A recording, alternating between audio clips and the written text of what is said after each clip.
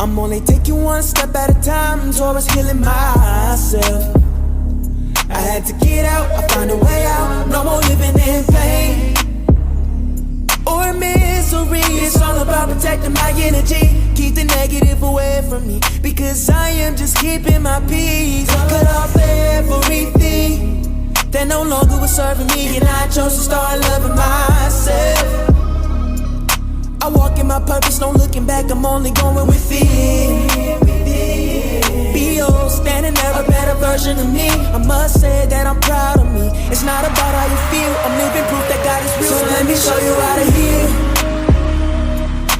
Damn it, I'm wearing it well, cause I came a long way. My journey isn't yet complete, that's what it look like to heal. Damn it, I'm wearing it well, I'm proud of myself. It's nothing to it, you can do it, all you gotta do is just fight through it. Creative soul, creative soul, creative soul. Just fight through it. Creative soul, creative soul, creative soul, creative soul, yeah, yeah.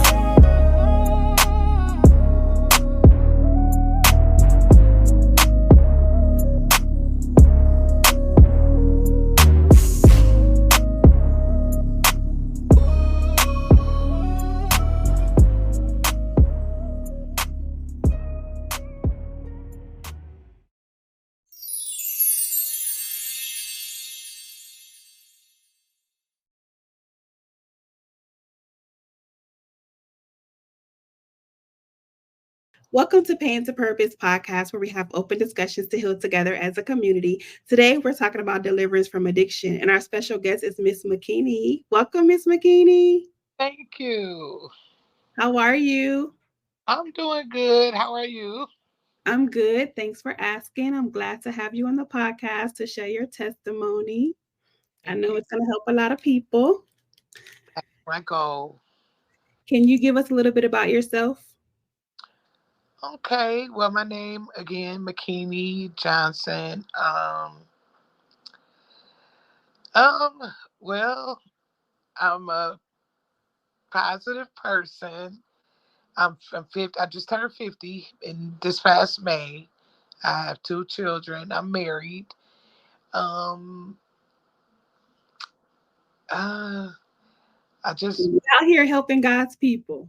out here. Yes, yes. That's what it is.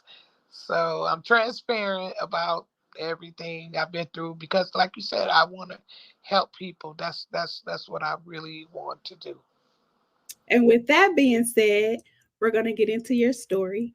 Okay. Um, so I came across your video of you talking about what you have been through and Yes. the goodness of God.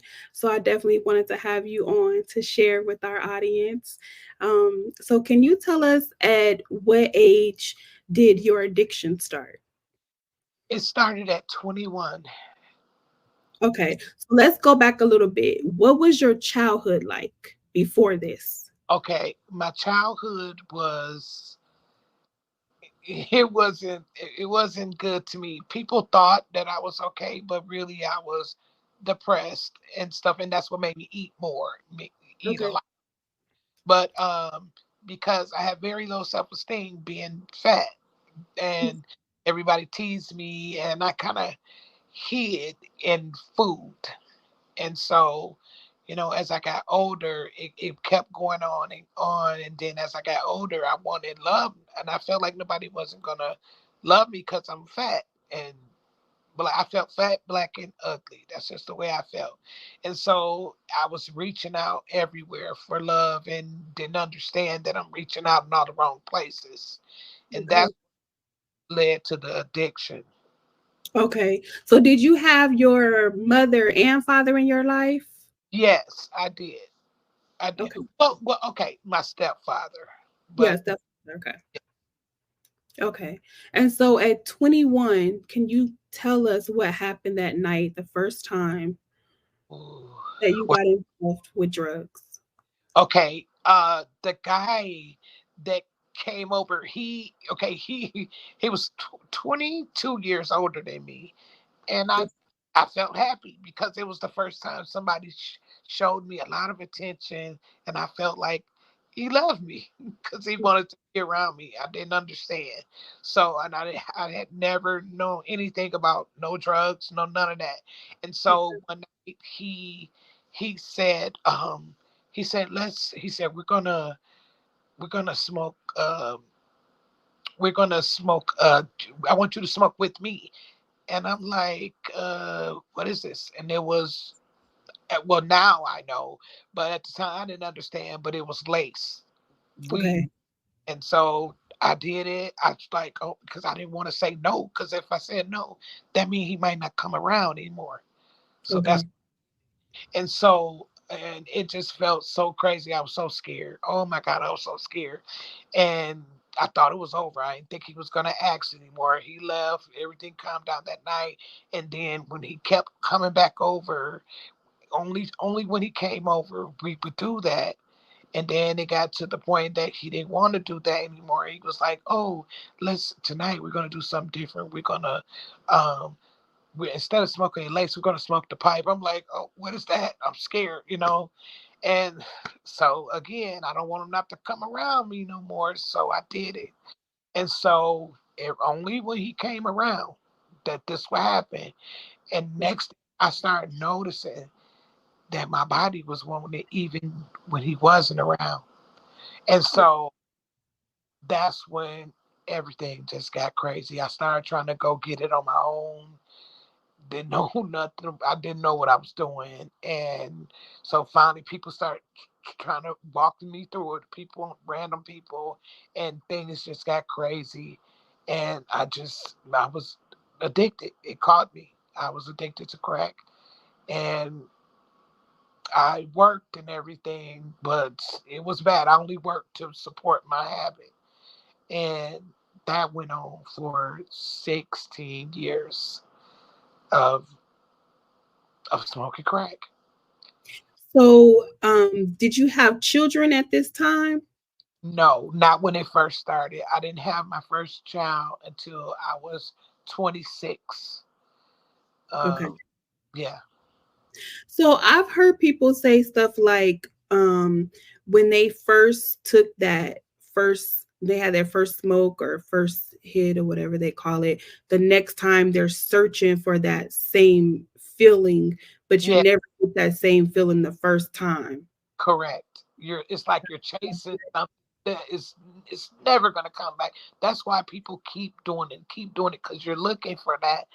And you thinking mentally like you're like okay but it's never going to be the same, and you're just going and going and going, and it's like it's nonstop, you know because you're not gonna get it, not that first like that you know So when the guy was coming over, like how often were you guys smoking? Like uh a couple times a week or he would come like once a week, okay. like once a week, yeah. And then it kind of slowed down to him not coming at all. But by then, I had started meeting random people on the street. It had got bad. I don't even think he realized. Matter of fact, I know, That's what I was gonna ask you. Did he realize that you had no, he become did. addicted?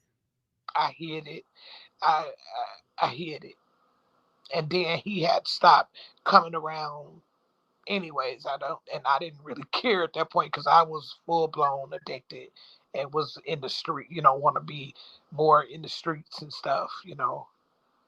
So you were going to work every day, and then when you would come home, that's when you would I would, smoke. yes, yes. I would. One thing about it, when I look back, I'm like, wow, I work really, really hard and a whole lot of hours because I wanted to be able to supply my habit. And that's basically what I was doing with the money, you know, supplying my habit. So did you have like family or close friends that did it with you? No, nobody knew for a long time. None of my family. About years? I would say maybe a year and something, maybe a year and a half. Nobody knew my family because I stayed away. And, Okay. I had got my own place at the time. So they really didn't know. And I worked so much. So Okay. nobody catch on. And then finally, I knew I was getting deeper and deeper. And I finally just went to my mom and dad and I told them. I told them the truth. And what was that like for you? Oh, it was scary. It was scary, and but I knew that they were. It was, the things that I was doing. I was in the way I wanted it and everything. They were getting ready to find out, and I Your was volume going out. okay. I There said you okay. I said they. I knew they were about to find out. It was bound to happen because I was just getting, you know, more and more out there, and so go. I wanted to be the one to tell them, and I did, and I was so ashamed. I was just like, 'cause in my family, it really was nobody that was we using drugs or nothing like that. I didn't know nothing about drugs, just what I seen on TV. We had one person in our family that that was using. They was in the military and they had all kinds of issues, and everybody in the family knew about that. But other than that, it was nobody in our family that was ever a user. So it was all like a shock thing, like, God, this happened to Keeney, And but it did. And I just told the truth. And it didn't stop me. I mean, I kept doing it, but I just felt better that I told. I exposed myself. I told my mom and my dad. They were so sad. They couldn't believe it. They thought that, I was stopped since I told them, but that ain't what happened. So what was your mom and your dad's response when you told them? Oh, I can see their faces now. They were just both of them. My dad, especially, his head was just down. He wouldn't even look at me. He was like, I think he was probably crying, and he told me, he was like, but you can stop this. You know that, right? And he just kept saying that, and I was like, yeah, but I knew that it wasn't finna stop no time soon. And my mom was just really just quiet and I think just in shock. Like, how did this happen to you? I was the more responsible kid, because I have an older sister, then a brother, then me, and then my baby sister. And Okay. I was always the one that's gonna make sure everything get done, and the responsible one, and Mhm. the child. So my mother couldn't believe it, but it happened all because of not feeling love and wanting love. So bad. I wanted love so bad, and I just got tired of not feeling wanted by nobody and getting teased and all that stuff. I couldn't take it no more. So I felt like he made me feel like he wanted me and he loved me. So I didn't want him to go nowhere. I didn't want it to stop. So that's why whatever he said, I went along with it.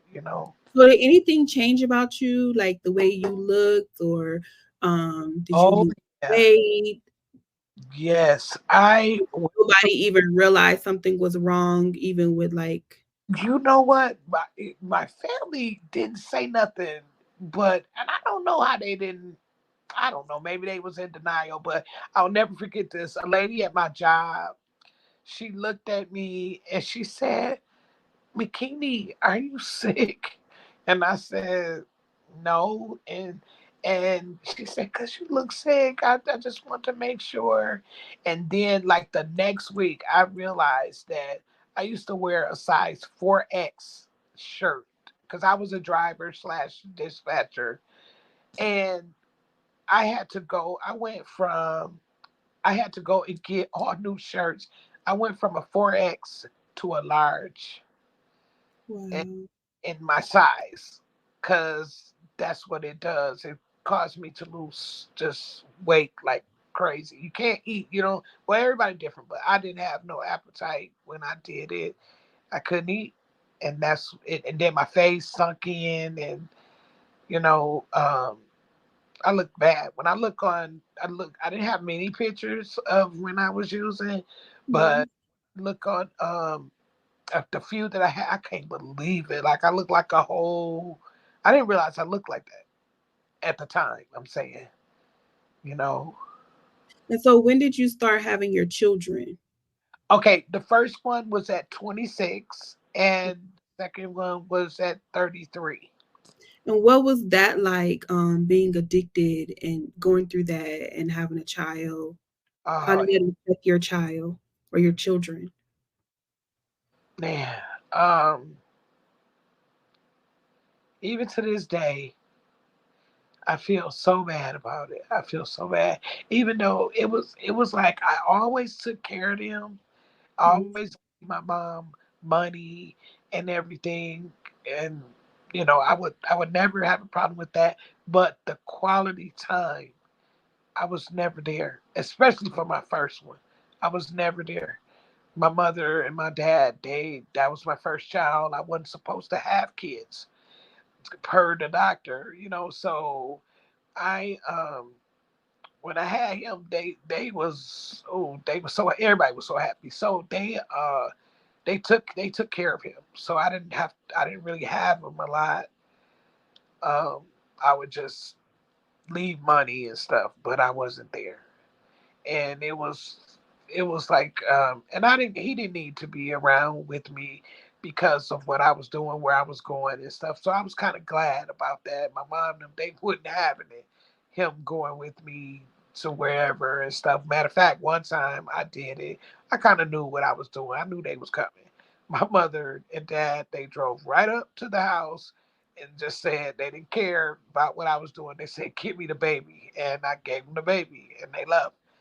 And so with the second one, my mother kind of forced me a little bit to become more responsible. So she helped with him, but not like the first one. So Mhm. I kind of I did it. I got high and stuff, but I got high more at home because I had to keep him with me. And so I would feel bad because I would look and they knew. Kids know. They wouldn't say nothing to me, of course, but I could see the looks in their eyes looking at me like they knew something was wrong with their mother. They knew, you know. Yes. Uh, yeah, so they said they forgive me and all that stuff, but me personally, I still kind of deal with that. I feel like, dang, and I hate to see other kids or to know about any other kids that's going through something like that because I know like I said, I remember the looks on my kid's face, so I don't want no child to have to go through that. So did you ever go to rehab? No, well, okay, one time I did, and everybody there was mandated to go there by a judge or something, except for me. And I didn't know what war stories was. I had never heard of it, but war stories are people that's in rehab talking about their drug stories, like where they bought good drugs at and all that. So that's what they were doing in this rehab. They were talking about that's all they were talking about. I'm like, why are we all why are they talking about all this drug stuff? But I guess that's just how it go. But anyways, it triggered me, and I knew I had money at home, a check at home, so I didn't stay because I wasn't mandated. I went there on my own. So that was the only time that I went to rehab, and it only lasted a couple days. Um, to this day, I'm so thankful, and I can't believe it, especially after being out there 16 years. I can't believe that one day. one day when I turned 41, I think it was 41, I I got tired. I got tired. I couldn't take it no more. All the things that I have been through in them streets, I'm telling you, I couldn't take it no more. I said, I'm tired. I'm done. And I kept praying. I kept praying. But it's like I'm steady out here and I'm steady praying. But finally, it was like the taste, the thought, everything just left like that. Wow. And to this day, I'm just like, wow, it happened. Like I didn't go to no rehab. I didn't do nothing different. I just got tired and I couldn't take it. I was mentally, physically, I was just drained. And so much has happened over them 16 years, being out there. Um, and it just went away. And so now I'm actually on the 17th of October, I'll be 11 years clean. And Congratulations. thank you. We're gonna celebrate now. Yes, every year, October 17th, I say that's my second birthday, and I celebrate it. I do something big. I give that gives me something. It motivates me to look forward to every year. I get excited about it, and it kind of helped me. That's my little way. I guess everybody different, but to stay clean and you know to make it to October 17th again, and I'll go out of town, or I've done all kinds of stuff with my husband to celebrate it because it's huge. Because I just didn't think I was gonna make it. I didn't. I would have never. Somebody said this to me. I would have never believed it that I would have got clean and this long and to stay clean. Because I go through stuff. Believe me. But a lot of people slide back. Trying to deal with life sober. But thankfully, I have not. It's all because of God. It's all because of Him. And I don't play about my relationship with Him. I don't play about my prayer life. I take it serious. And I mean, I'm not perfect, but I take my prayer life and my relationship with God serious. I don't let nothing come before it and stuff. And I remember, like back in the days, I probably would have, especially when it comes to dealing with a man or whatever. I would have put a man before anything, but these days I just can't do that. So, so that's why I'm where I'm at today. It's because of him. I don't So have this no.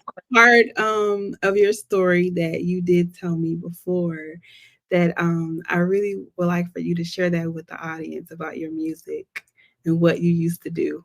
Oh yeah, when it was something. Even when I was getting high, I would come in off my binges and stuff. I would turn the gospel music on. I could not go to sleep. I would listen to it all night. This went on for years. This was for years, and to this day, I do the same thing every single night. I listen to it all. I love all music, but I that's just something that would like it's like I feel like God's arms are wrapped around me or something as I'm sleeping. That's the way I He feel. never left you. Yes, he never left. And Always in your heart. oh my goodness. And then like I was telling you, like, I would go to the dope houses and stuff. And the people, and it's funny, kind of funny. Like they would tell me, they would be like, don't come here with that God stuff. Don't come here finna blow think you finna blow my high. Cause I would tell them, like, y'all don't think that God can deliver us one day. And So you would go in the dope house with the gospel music. yes, yes. And I would tell them, oh, don't y'all feel like one day God can deliver us from this? And this one guy, I never forget, he said, no, I don't feel like that. And I'm enjoying what I'm doing and leave me alone. I'm enjoying. I'm going to get high until the day I die. He said that to me. And I was like, okay. But every time I came, I just would start talking about God and asking them, and just bringing them up. And they didn't want to hear it. I mean, I would still be getting high, but but I still, he was there with me, and now, like, I think about, that's why I was so protected. Every house, I went to like 5 houses, and I'm so serious.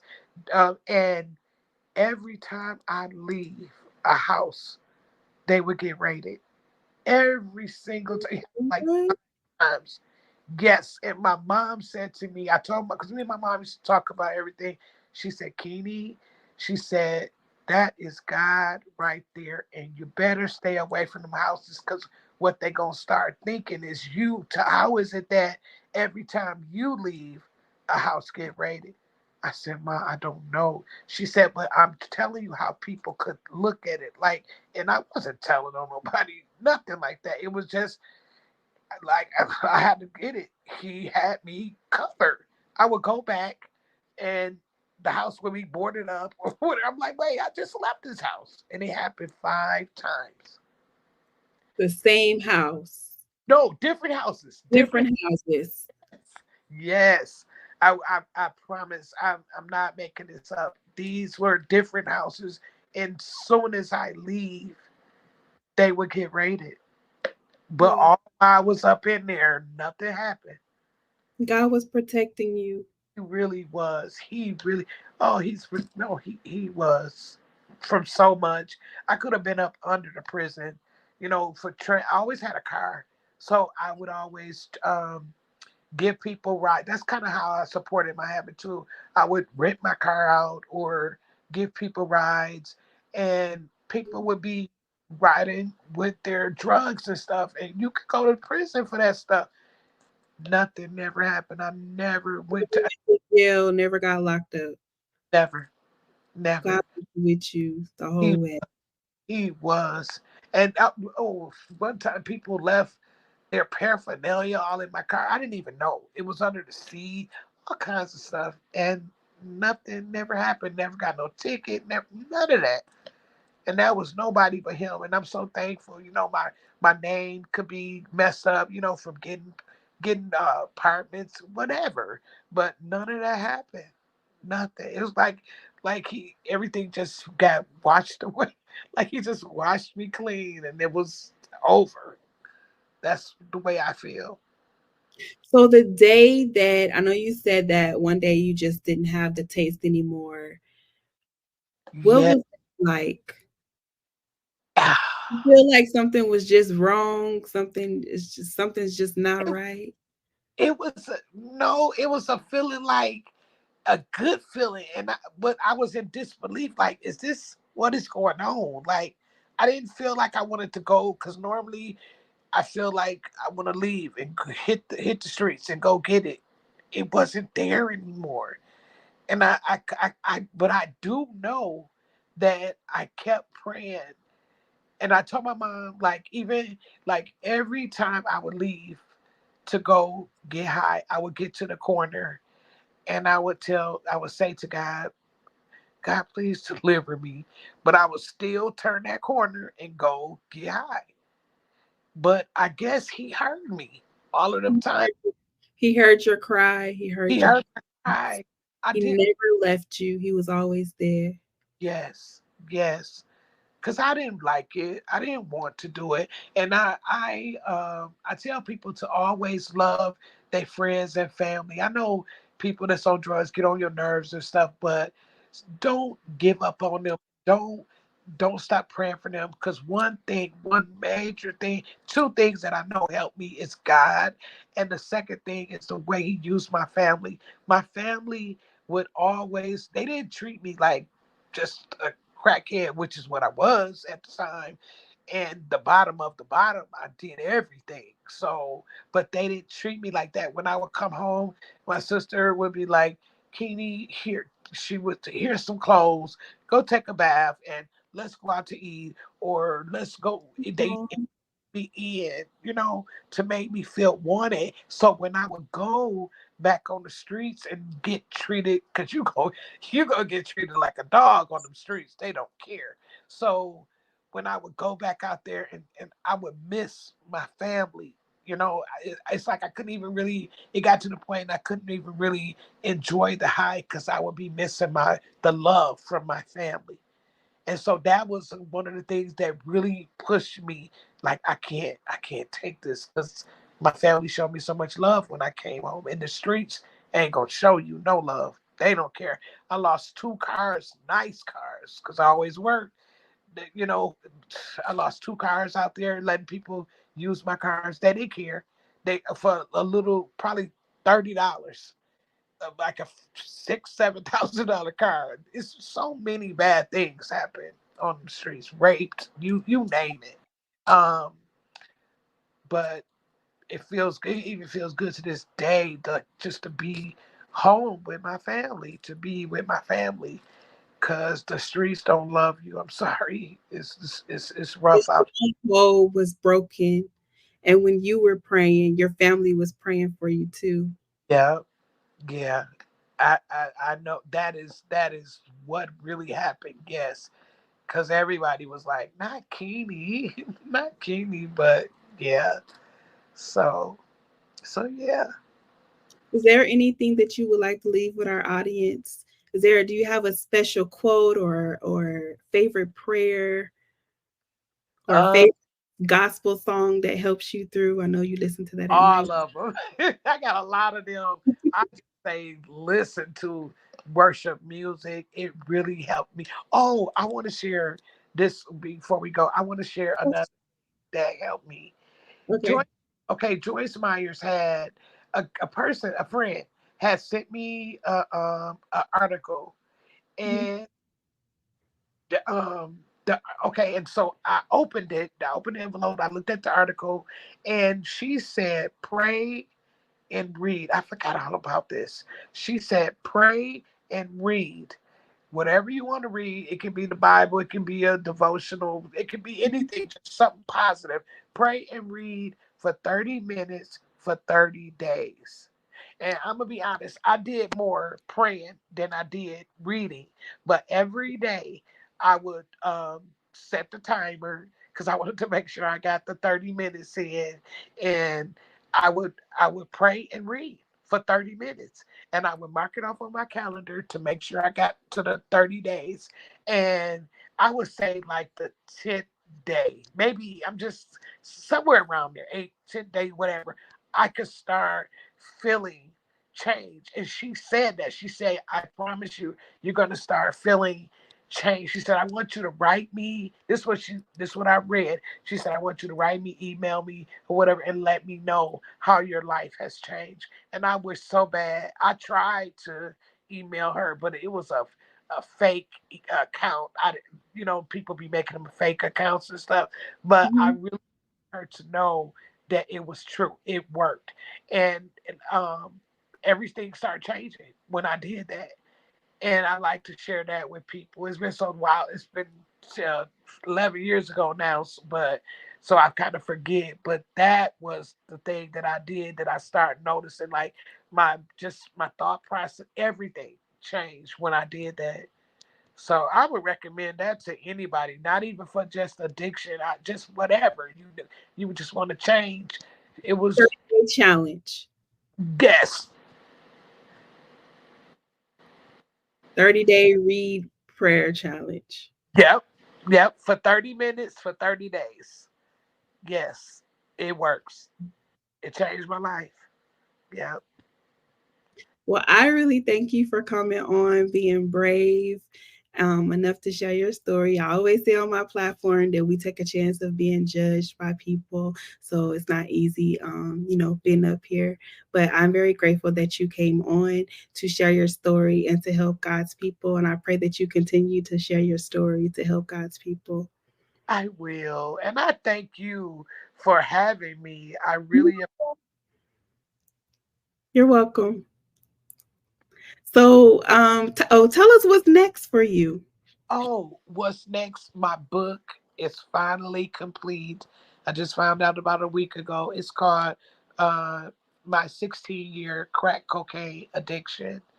And it's everything in there, the details and stuff like that. But I wanted to write that book because I want people to understand that I don't care how far you gone with using whatever, God is able. if he did it for me, I know, I'm telling you, I was the bottom of the bottom type of crackhead. It's nothing that I have not done. So I know that he can help anybody else as well. I need to really say that. I don't care how far you go, how many years you've been using, he can help you. He can. Amen. For our audience, I pray that you got a lot out of her message, and I pray that whatever you're going through, that God helps you through it. I know that He will. He will never leave you nor forsake you. Remember that it's only pain until you discover your purpose and start your healing journey. We'll see you next time.